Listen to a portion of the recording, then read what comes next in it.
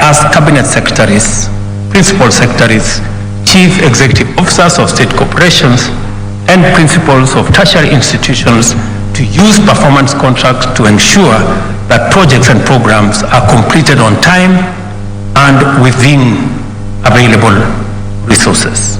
As I have said before, we made a commitment that we are going to steer the country away from the cliff where we were heading in terms of our economy. First initial step was to reduce the amount of borrowing that we were heading in the wrong direction.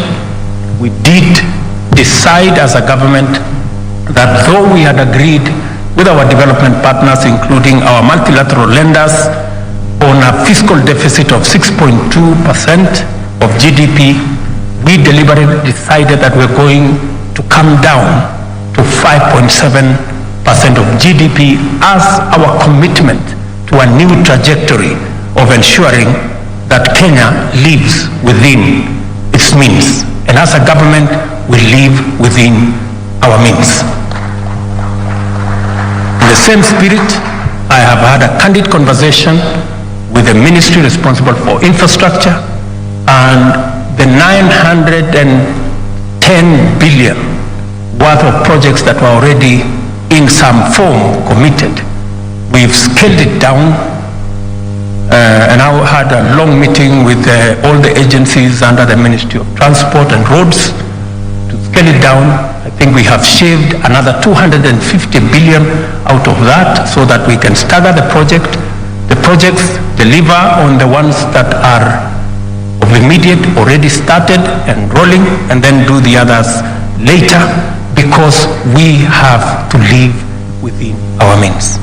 I want to assure you and assure the country that we are well on course in running a stable economy that is not dependent on unnecessary, excessive borrowing.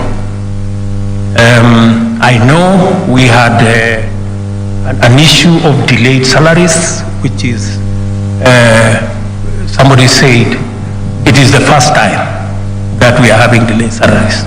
Yes, it is the first time we are having delayed salaries. But it's also the first time we are having such monumental debts. I want to assure the country that that is managed. We have turned the corner. All I assure the country is this, the commitment I made that we are not going to borrow money to spend on recurrent expenditure, including salaries. That is the position of the government of Kenya. We will not do that.